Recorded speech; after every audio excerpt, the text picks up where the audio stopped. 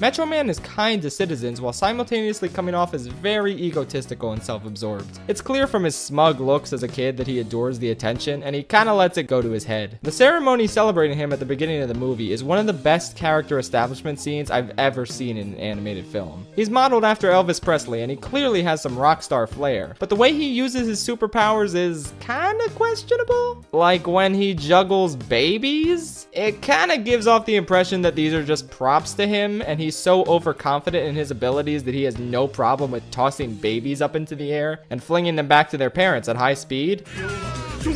Like, what a great way to show off this guy's arrogance and conceited nature. And I love how the mothers aren't even concerned because of how much everyone worships him. Hal doesn't start off as an evil monster, though he also isn't exactly a nice guy, unless we're talking this kind. If he mentioned a nice guy, he is a nice guy. He's kind of a total creep, actually, who feels entitled to Roxanne because he's just so gosh darn nice to her. He's not like those other guys. You see, he's a nerd, so there's no way in hell that he could mistreat her. He understands women. He gets it. Honestly, this character was kind of ahead of his time since we now live in the age of nice guys who feel this bizarre sense of entitlement to women because media and society have made them believe that they deserve the girl no matter what. Only now is this sort of skeevy behavior starting to get called out, but Megamind got it even back in 2010. If an entitled perv suddenly got godlike powers in real life, they would be the villain. Schaffillas Productions.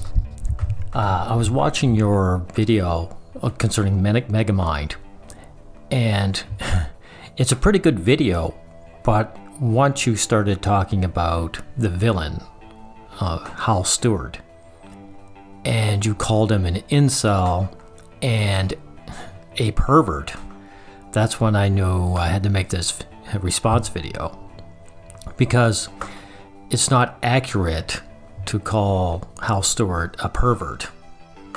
You know, that sounds very self-loathing. That character is selfish and self-centered, but there's nothing perverted about him. So when I looked at your video, I noticed that you go on about the nature versus nurture with Megamind himself. You know, you point out that it's only his bad environment and people's view of him that keeps him being a villain. By nature, he isn't one. Yet, you don't use that for Metro Man or Hal Stewart. Now, to me, Metro Man and Hal Stewart are the same character. It's just that they have different life experiences. Metro Man has been given positive reinforcement for his actions since day one. And Hal Stewart has been probably rejected and given, the opposite his whole life. So when he becomes superhuman, that is Hal Stewart, he still acts under all that growth, or lack thereof. He's like the flower that has been put in the basement his whole life and tries to grow without sunlight. He gets fixated on Roxanne, the heroine, because, he doesn't realize he has options now. I mean, you show Metro Man juggling mother's babies, and they're ecstatic about it. Even though it's a dangerous thing to do. He gets positive reinforcement. And those mothers, you don't think that Metro Man, if he hit on one of them, wouldn't get sexual access to them? Of course he would. So there's no reason why Metro Man would get fixated on any one particular woman when he has all, the whole city to his name. But as you pointed out, Metro Man doesn't get called out for, his total selfishness.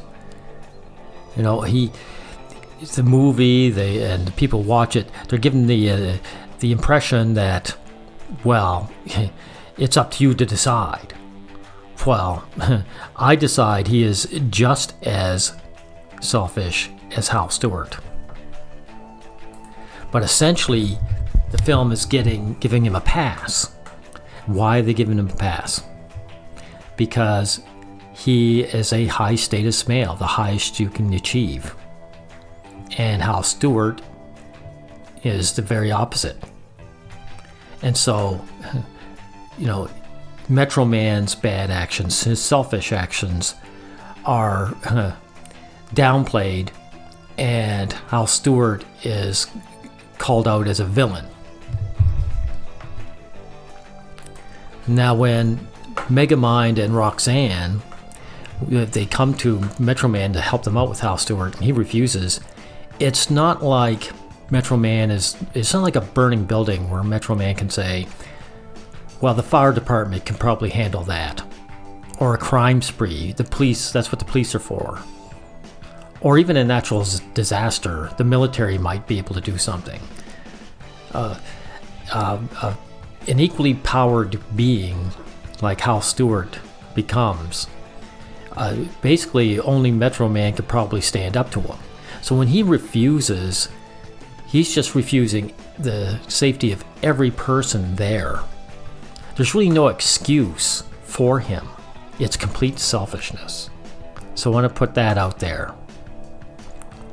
Now, on a personal level, you sound like one of these guys that would be an incel yourself. And I wouldn't necessarily accuse you of it other than the fact that you use the term. I don't use the term incel because basically more and more men are being deselected anyway. It's becoming a larger portion of the population. It's a useless term. But more to the point, I suspect when you used it that you were in that boat. Now, what I want you to realize that if you look like Hal Stewart and sound like him, that kind of character, if a real life version of Hal Stewart, that is sans the superpowers, just a guy who looks like him and behaves like him, if you and he were on a bus or a train, the female population sees you two as the same kind of guy. So for you to try and differentiate yourself by saying, this guy, he feels entitled to female company and I don't, that won't work for you. You're a low status male. Women find that repulsive. And frankly, you're using the nice guy, cliche. Hal Stewart says, I'm a nice guy, I'm entitled to female company. And you're saying, well, I'm a nice guy, and I wouldn't feel entitled. In your head, there's a difference. But to the average woman on the street, there is none. They want you both not to exist. So I'm putting that out there. It's about time guys like you have heard this. Thank you. Schaffillas.